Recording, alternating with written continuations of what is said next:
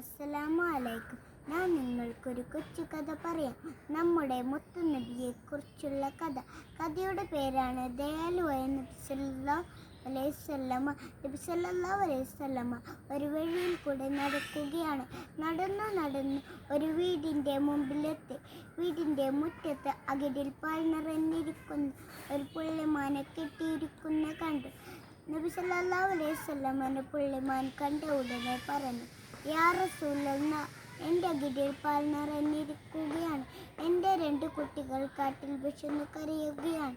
ഞാൻ അവർക്കുടനെ പാൽ കൊടുത്തു വരാം. അങ്ങ് ജാമ്യം നിൽക്കണം. ഇത് കേട്ട് നബി സല്ലല്ലാഹു അലൈഹി വസല്ലമക്ക് സങ്കടപ്പെട്ടു. നബി സല്ലല്ലാഹു അലൈഹി വസല്ലമ വീട്ടുകാരെ വിളിച്ച് മാനിനെ അഴിച്ചുവിടാൻ പറഞ്ഞു. മാൻ ഉടനെ കാട്ടിലേക്ക് പോയി കുട്ടികൾക്ക് പാൽ കൊടുത്തു വന്നു. ഇത് കണ്ട് നബി സല്ലല്ലാഹു അലൈഹി വസല്ലമക്ക് ദയ തോന്നി. നബി സല്ലല്ലാഹു അലൈഹി വസല്ലമ ആ മാനിനെ വാങ്ങി അതിനെ കാട്ടിലേക്ക് വിട്ടു. സന്തോഷത്തോടെ പുള്ളിമാൻ കാട്ടിലേക്ക് ഓടിപ്പോയി. കണ്ടോ കൂട്ടുകാരെ, നമ്മുടെ നബി എല്ലാവരോടും ദയ കാണിച്ചതുപോലെ നമ്മളും എല്ലാവരോടും ദയ കാണിച്ചിരിക്കണം. ഞാൻ എൻ്റെ കഥ നിർത്തുകയാണ്. അസ്സലാമു അലൈക്കും.